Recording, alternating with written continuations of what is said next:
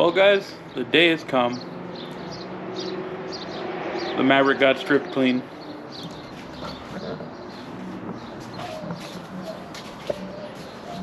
What's up, Jack?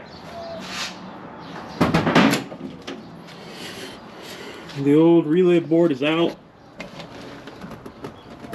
All the wires pretty much out for now. Just a couple of basic. That green wire is the fan trigger. The purple wire is the starter. The two red wires, one is for the switch panel to give it power. The smaller red wire is for something. Forgot what it's for, but it's for something.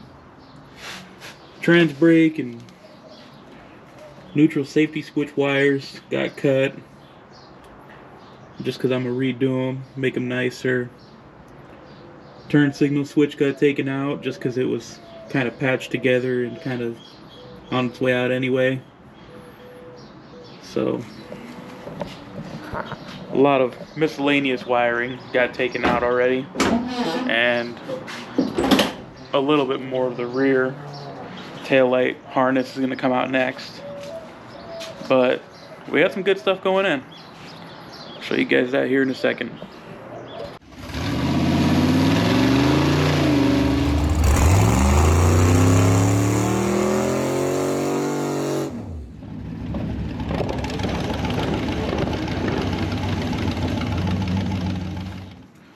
Alright guys, so today I'm talking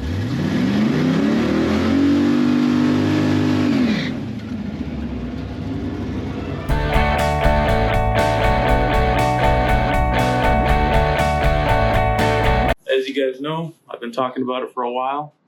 Let's see if you can see the number pretty good there. Yep, 550-909, which is an LS1 style Terminator X. Didn't get an X Max. Getting framed here. Didn't get an X Max because don't run an electronic transmission that needs a computer. But I did want to get the correct injector style, which on these should be an EV6 for these cars, or for these engines. That's just what I found to be the most common aftermarket style fuel injector that most people are using. And I just want to make it easy so that in the future, when I do decide to go fuel injection, I'm not kicking myself in the butt thinking, man, why didn't I get the right harness? I'm basically still kind of copying a few of my friends. They're saying go 210s, get 150s, whatever. The carburetor can stay on there for a long time before that happens, as far as I know. And it should be pretty good for a while. So one thing to note is the Terminator X, if you're not familiar with what that is.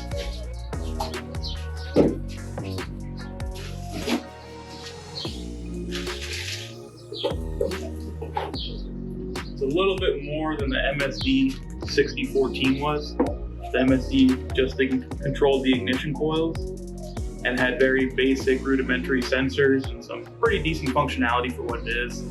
You could put two-step on it, nitrous controller on it, very basic versions of both, do a little bit of timing control. So it was good for what it was, but I wanted to have something that gave me a lot more information and a bit more adjustability. And this gives me a boost controller. This gives me the ability to bump in all in one ECU with inputs and outputs with the option to grow, because this looks like a bunch of wiring, and it is, but the main thing is, try not to drop it. Oh yeah, that's that injector harness I was talking about. EV6, everything comes pre-labeled, pretty nice little wrap job.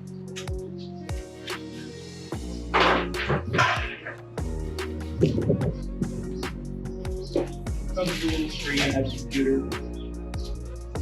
but it also gives you a lot more sensors to actually see information. You can add even more if you want. So previously, with the MSD box, all that it shows you is RPM, coolant temp, and vacuum, and voltage. Yeah, I'm pretty sure that's all it showed you. So you couldn't see oil pressure, can't see boost pressure without having an external gauge, and you also can control boost with it, along with the fact that you can't see intake air temp sensor, you can't see fuel pressure, and you can't see, what was the last one? I think those were the main three. But yeah, whole point, get more information, have a boost controller, and have a bump button. Otherwise, with the MSD 6014, what you end up doing is if you want to see just an O2 reading, then you have to buy the AEM O2 sensor or equivalent to see AFR. Then, if you want to do boost control, you have to buy a boost controller, which is about another $400 or $500 for a good one. If you don't want to do one of those little mechanical clicky guys that you got to mess with. Then to see a bump box or a bump button, because trans brake is trans brake on the transmission, that just needs a relay. And then two-step, you just tie in to the trans brake button. I think I explained that in the previous video. But once you get on the trans brake, you don't really have a good method of moving forward, bumping into that second stage light at the track, or let's say you're on a no prep scenario and you want to bump in once you're under full boost, you know, ideally that would be the case. So what you have to do at the track when you're trying to trans brake without a bump button is you basically got to get into that second staging light and hope you get up on boost on the trans brake before all the lights come down and you got to go. Which for me, that's a lot because I'm sleeping on the tree to begin with. And it would be tough for me at least to try and recognize when I'm at full boost to take off. I'm not acclimated to it yet. So hold the trans brake, then you bump in with the other button. And then once you're on that second stage and you're already on full boost, then you can just release the button once the light comes on to go. And reaction time will be better, hopefully, and also your 60 foot should be better because you're leaving under full boost. Up to this point, every single time I've gone to the track, it's only been foot brakes. So like if you see where I'm foot braking and you see the car kind of lurching forward as I'm trying to move forward, that's literally me just feathering the brake as I'm on the throttle, trying not to push too far, which is not the best. On this, the software allows you to control how aggressive that is. And the software also allows you to build a boost over a set time. So we'll get into that once I actually have the whole thing hooked up. But you don't just buy the Terminator and call it done. You have to get the sensors and adapters needed to make a carburetor work. So that's where the second box comes in. Couple things to note. The Terminator X does not inherently come with a way to plug into a laptop because technically you could do everything on the little 3.5-inch screen to set it up. But to have a little bit more ergonomic setup and also access some more of the advanced features, you have to have a USB to CAN cable. So the computer operates off of a CAN system, which is yellow connector here, and then just a USB adapter. And based on how this wire is, I'm pretty sure that the real Holley one has more wires in it. So this might not actually do anything for me, so I might have to return that to Amazon. That's what I get for being cheap. Anyway, the other thing you need if you want to run a computer and not have to disconnect your 3.5-inch screen while it's in the car is you got to get one of these guys. And this looks a lot more like it's gonna work. So this is a CAN splitter. This would stab into your CAN connector coming off the ECU harness, and then this would just split it. So you can run the screen and then run a separate wire like that USB to CAN cable to your computer and tune off of that while not having to disconnect the screen. And it's nice that it comes pre-terminated. This is just off of Amazon. This actually looks like it should work, so I'm not disappointed about that, but I'm pretty sure that USB to CAN cable ain't gonna do anything for me. based on the fact that it has just power and ground. I'll have to look up a Holley one and see how many wires it actually has going to the can end of it. See if that's not just junk. So that can go back in the brown box.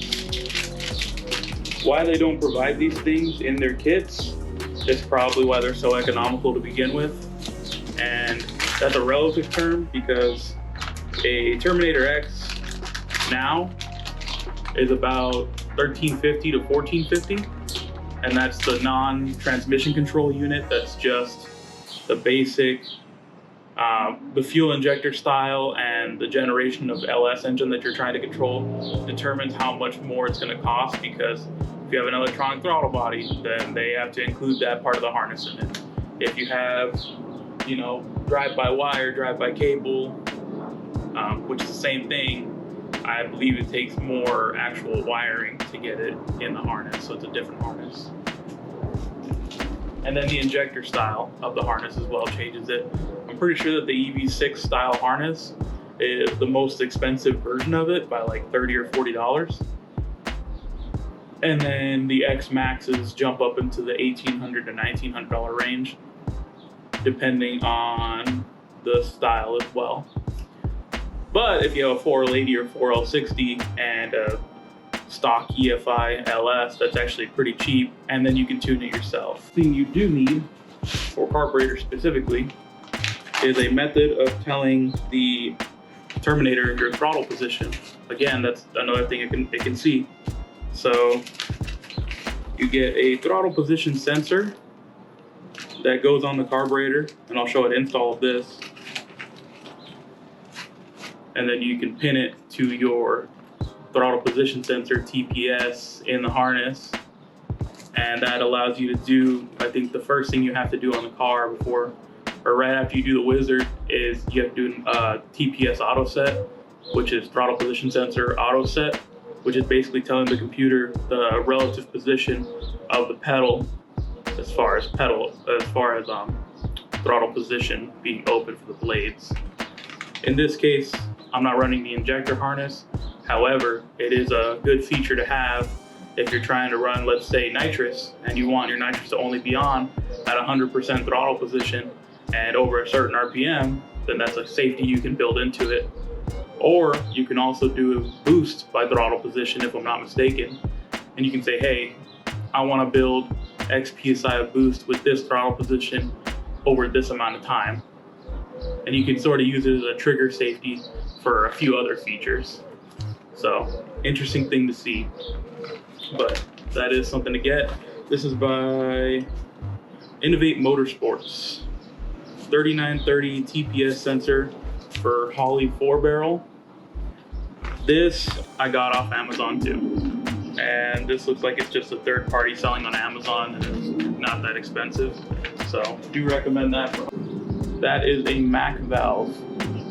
That is the brand of these solenoids that pretty much everybody either relabels, all the manufacturers either relabel this and sell it as their own thing, or people will buy these and just put them together themselves, depending on who you're talking to. But make sure you do get an actual Mac branded valve, or the company you're using is legit enough to actually use good quality parts.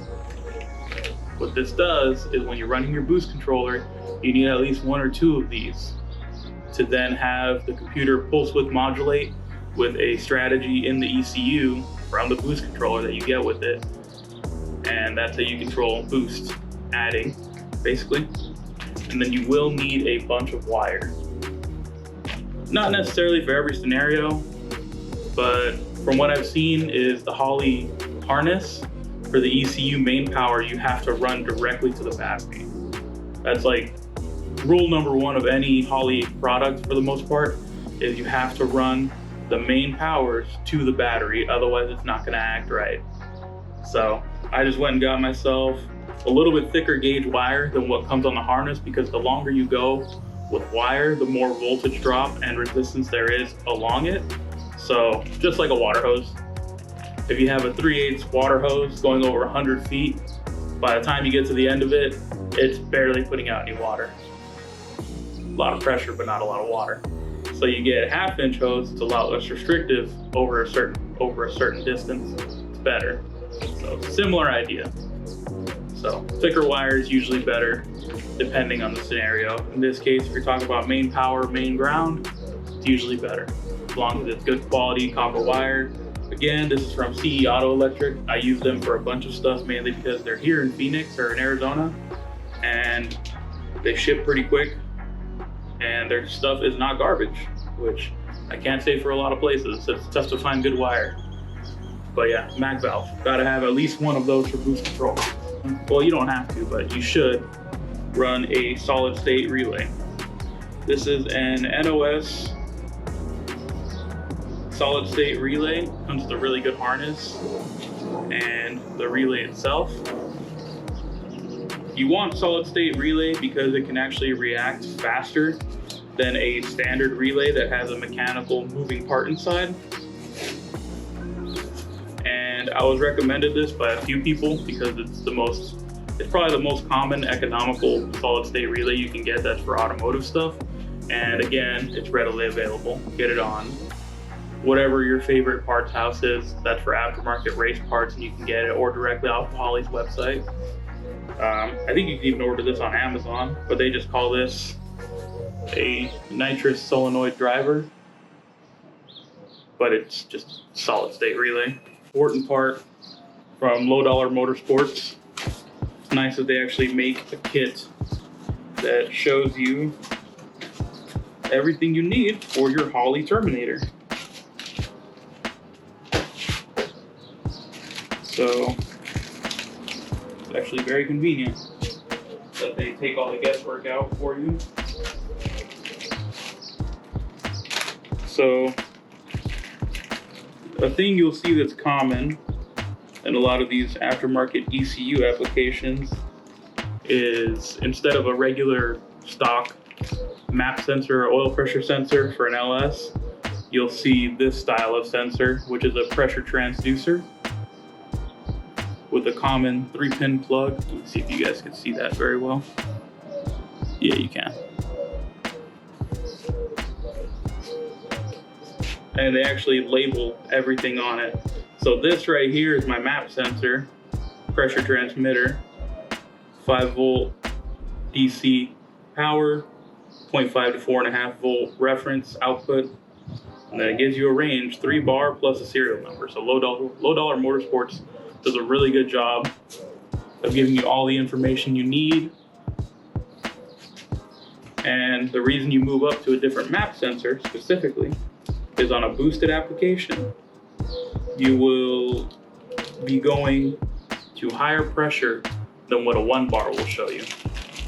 So the thing with map sensor specifically is, let's say you have a 2 bar map sensor. That means that it will only show you a range of pressure or vacuum from 1 bar negative, which would be your vacuum, and then 2 bars positive, which would be your boost pressure. 0 is basically on an NA vehicle would be wide open throttle. So if you only have a 1 bar, that means it can only measure so high. I'll have to Google up what bars translate to, but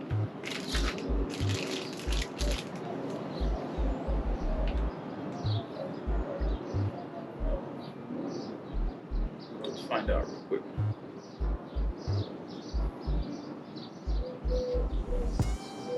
So 1 bar to PSI is 14.5 pounds per square inch. So 14 PSI, 14.5 PSI. So let's say like a stock LS1 that was built to be NA.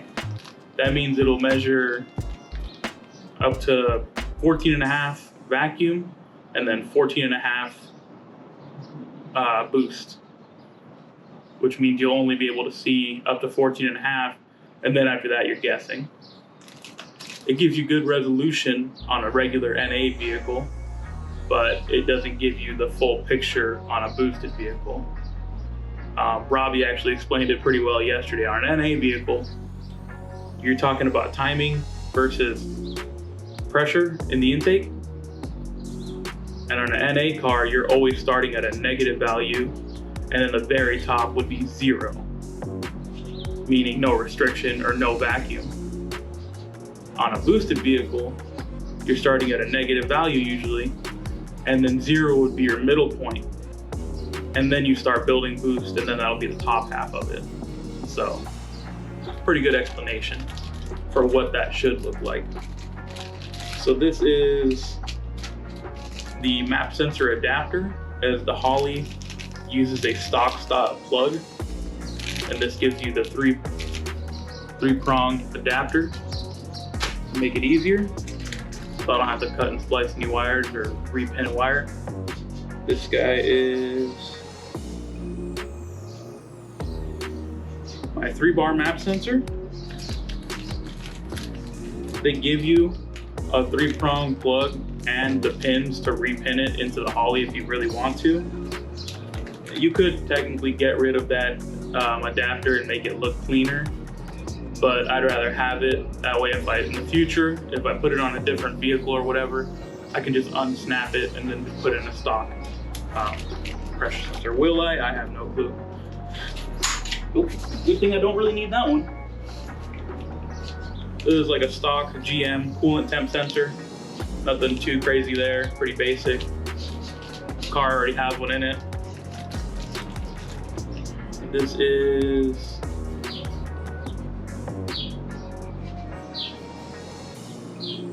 (0 to 100 psi) pressure transmitter as well. So this would usually be for oil pressure or fuel pressure.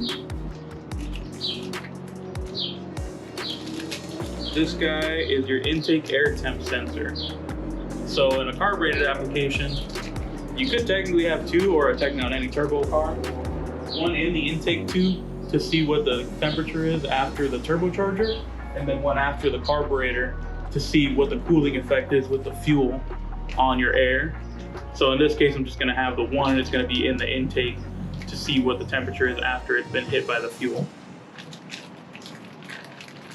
They do give you this is an oil pressure adapter to 8th NPT in aluminum. That's nice. And then this is another 0 to 100 psi transmitter. And what this does is this is going to be for my fuel pressure. The resolution isn't going to be that great because I'm doing carbureted, which means that everything's down to like 0 to 7 or 0 to 8 psi as far as what I'm seeing for fuel pressures. So once I go fuel injected, that'll be the correct range for what I'm messing with. But for the time being, it's a little overkill. But it should be enough definition for me to be able to set fuel pressure, or I could just leave it alone right now. And as long as it's not flooding, then I don't care. As long as the needle and seat ain't getting pushed past, I genuinely don't care what the pressure is. And then they give you all the data to calibrate the Holley to the sensors if it doesn't have an equivalent drop down in the Holley Terminator for the sensor you're using. So again, kind of what a lot of companies do is they'll take these basic pressure transducers that might have been used for an industrial application or for an application that's automotive but not related to this, and they'll adapt it or market it to people who are doing turbo stuff or the general automotive crowd, and then they'll just label it as their own and sell it. Like if you look at a Holley website, they have sensors that look eerily similar just with their label on it. And the nice thing about that is you're guaranteed to buy one of theirs, plug it into your Terminator, and there is a drop-down option for that exact sensor. For low dollar, what they tell you is, hey, this sensor is basically the exact same, if not the exact same, as what Holley's selling you under their part number. If you choose the same part number output, when you plug in this sensor, it'll work the same way and you'll save 50 bucks. So to me, it makes more sense to just buy off a low dollar because you're saving 50 bucks and it doesn't necessarily have to be Holley branded for it to work. And these have been tried and true and proven over several years already. So I've got a couple of buddies that already run the low dollar stuff and it works just fine. In case you are wondering, they do give you a nice sticker. And I think that's all I got from Low Dollar. So that and that.